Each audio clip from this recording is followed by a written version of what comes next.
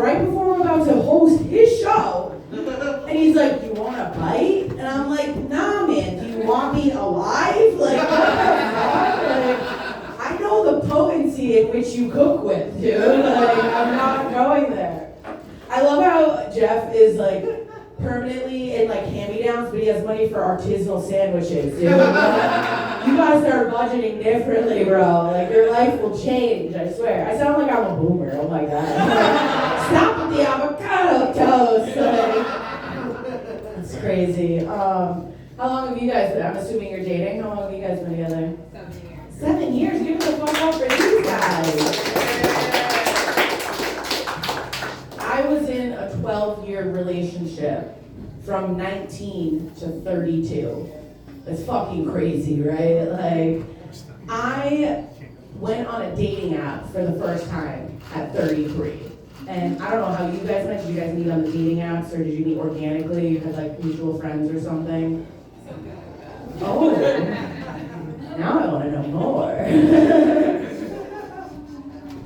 I'm trying so hard to think. A cruise? Oh, like one of those cruises. I want to know what your fetish is now. Like, what? No, I won't do that. I won't do that to you. But no, like, I have bad habits. As someone who dated someone for 12 years, I think you can tell I'm a slow learner, okay? Took me a little while for that one. And like being on the dating apps in my middle 30s has been crazy because like I'm trying to break those old habits. If I'm scrolling and I see a dude in a wife beater, my spidey senses start tingling. I'm like, ooh, what's up with him? I'm like, and if I see a dude with a dent in his head from playing too many video games, that's my guy, you know? Like, he doesn't leave the house, like. But I matched with this dude for like the first time in forever the other day. And if you've ever been on the dating apps and you're like, you haven't actually spoken to them yet, you just look at their pictures, right? Like you're just like staring at their pictures. And I'm staring at this guy and I'm like, I don't know, he's starting to look weird. Like, I think his eyes are too close together, you know? And then I was like, oh, they are. Because he's a predator, you know? Like, he doesn't need to look on either side of him. He's locked in, dude. He's found his prey, okay? It's fucked up. Are you guys ready for your next comedian? I need you guys to give a big warm welcome for not only the next comedian, but your DJ of the night, the one and only, Cat Jenkins!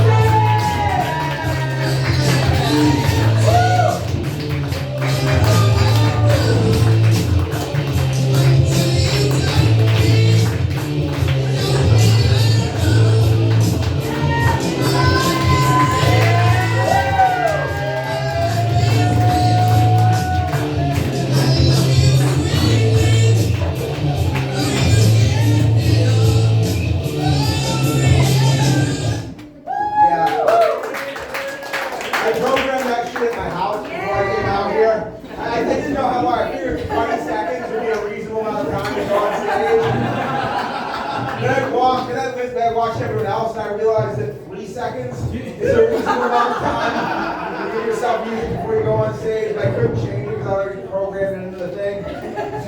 Like 20 seconds is the appropriate amount of time if you're planning on just falling on your face on the way to the stage. Like you intended to do that from the beginning. Yeah, so anyway, like the weed show, it's so different. You know, no one's sparking up down here. There's still all these rules against it. No one fucking stops you from drinking though. We're still dealing with that bullshit in this day and age. And like anytime you ask someone about it, any of the people who still want to keep it together, they give you the same bullshit excuse. So, you know, quote these random ass studies where like some dude who's been fucking smoking weed from fucking sun up to sundown for 50 years gets into like an MRI and it's like he has 10% less serotonin than some fucking dork who's fucking like a teetotaler, you know? And it's like compare that shit to someone who drinks alcohol from sun up to sun up every fucking day. Like you don't need a fucking study to see that shit. Because they're both, like if you just do non-stop weed or alcohol, they will take control of your life. But then they take control of your life in very different ways, you know? They're both captives, they're very different captives.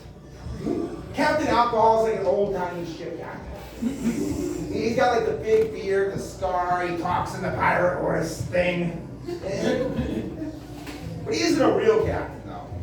See, Captain Alcohol, he just watched Jaws one day, and he saw that scene where Quint gives a speech about the shark attack, and he just decided to buy one of those sideways taco hats and just walk into Denny's, just yelling at the other customers about jib lines and bringing up the mainsails. Captain Weed though, like, he just showed up at the docks one day just dressed as Captain Kirk. So he thought he was applying for the job on the USS Enterprise. Like his vibe was just so chill that everyone was like, yeah, fuck it, you can be the captain. Sure. Like, your body is like a shit, basically. I mean, you got the fucking, you got your brain up there in the captain's seat, you got the white blood cells, they're like the security, they keep everything in check. Then down in the hold, you got all the organs, and they're like the old people like shoveling coal and shit. You know? And like, when Captain Weed comes aboard, like everyone's happy, everyone's chill, everything goes nice and smooth, everything's the day a little bit better when Captain Weed aboard. Captain Alcohol comes aboard though, he's just fucking kicking, like stumbling through, he's just kicking open doors, he just barges right to the control room, he's just barking crazy orders at people, just, these be dangerous waters. Raise up the confidence and lower the impulse control. Owls, man the torpedoes. I have a feeling we'll be dining on Taco Bell this evening. Your brain is just like sitting there like, dude, impulse control is already in the fucking red. Like, we are just struggling to like get him to stop eating food he finds in the street. Like, this man does not need any more fucking confidence in his life. Like, never mind enough confidence that he could totally do a sweet kickflip, even though he just pounded down 5 Four Locos and he's never ridden a fucking skateboard before. And fucking Captain Alcohol just goes up, I said raise up the confidence and lower the impulse control. And all around is cut power to motor coordination. Like, everyone just follows along with him because it's too awkward to make a scene. So now it's like 20 minutes later, the ship's hitting iceberg, but it's only made it like 50 feet from the harbor. Like, Alcohol's just found his way up on the mast. He's got like a flag in his hands that nobody remembers him walking in there with.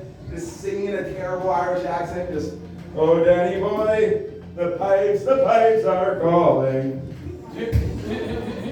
Meanwhile, Captain Weed is down there in the control room going, I'm no engineer, but I don't think those pipes should be exploding like that. This ankle-high water, this can't be regulation either. And of course, the ship goes down, Captain Alcohol is fucking out of there, he's fucking swimming to shore, and who's there to take the fucking blame for everything, huh? It's Captain Weed. It's been the same fucking bullshit since the fucking get-go, dude. Like, you remember all that shit they said in Dare, all that bullshit about the side effects of weed? Like, that shit's nothing new. They've been saying that shit for hundreds, for fucking thousands of goddamn years. Here's a fun fact for you. Did you know that the word assassin and the word hashish come from the same root word? They're called hashish. It's called hashishi. And it's a order, it was a sect of Sufi assassins. Were so crazy good, like they were just crazy good assassins. They lived up in the mountains and killed any of the fucking rival Sunni fucking political leaders. When Genghis Khan came down, dude, they fucking started fucking wiping out Mongol motherfuckers. The fucking Mongols sent a horseback army up into the fucking mountains to kill them. That went about as well as you expected it to go. Like, they were the one motherfuckers the Mongols couldn't kill. Like, everyone else on the planet. And they're fucking crazy good assassins. And the reason that we get the same word from both from their name is because fucking people, there's this rumor that went around that the Hashishins would always just smoke out a shitload of hash before they went out on their missions. I would encourage you to just take a look around and try and think of a group of people less equipped to carry out an assassination than these goddamn stoners. Like, what the fuck did that look like? Anyone who's important enough to get assassinated shows up at places on time. And so there's no fucking way like a stoner's gonna do that. You're gonna fucking get on the phone like, yeah. Well, Ahmed, yeah. Hey, where are you going? The Grand King leave. He was supposed to be, he left the mosque an hour ago. I'm sorry, hold on, I'll kill the Grand King leave in a minute. I got something. There's something I gotta do. What could be more important? You've been training for months to kill the Grand King leave. I just got to, I got to finish, I got to help the K-League in Vice City. The Yardies, the heathen Yardies. I gotta beat them up. As soon as I vanquish them, then we'll get to the false K-League from Baghdad, you know? Yeah, fucking, you know, I love fucking anime. Look, when people see that I got this scar, you know, people think I got it. People tell me I got that shit. I look like I got it from, like, I got fucking jumped and I tried defending myself like a Kamehameha wave. Yeah, I'm a grown fucking adult. I don't just go around doing fucking moves I saw in an anime, you know?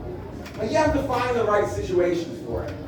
Like, anytime, if I fucking wake up in the morning and the far corner of my fucking bed is coming down like the mattress, the sheets come off that like far corner, that one, like that's between both walls, I'll like sit on that shit for a minute. I'll get up, I'll roll a fucking blunt, smoke that shit, I'll get there, I'll fucking pray. I'll wait for no one else to be there with me, if anyone's with me, I'll fucking wait for them to leave. I'll fucking get back, I'll fucking get there by myself, you know, get like a double, like a look around, make sure no one's there, then hit it with like a fucking, come in, household, sure.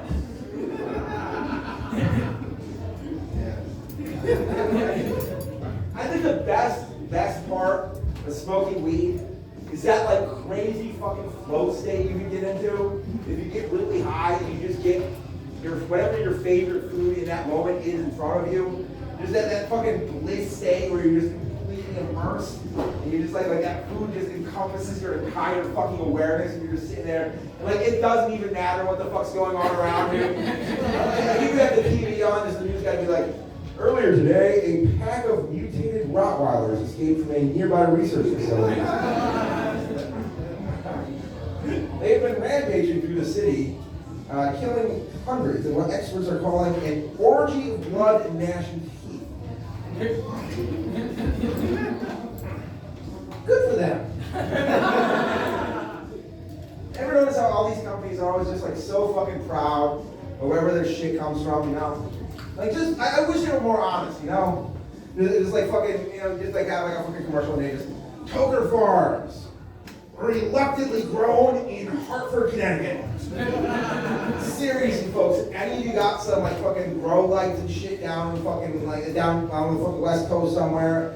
Hell, give me like fucking North Carolina. Like, hey, you got a fucking operation just to like get our feet. Thank you.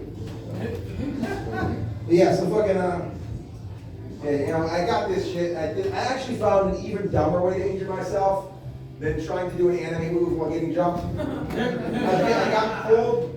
I got my dog hyped by a fucking squirrel and got pulled through a glass window. And then no one tells you, I hit my arm, I get fountains of blood coming out that shit. No one tells you like the etiquette when you're in the fucking hospital and you get all fucking mangled up. Because I know what I look like.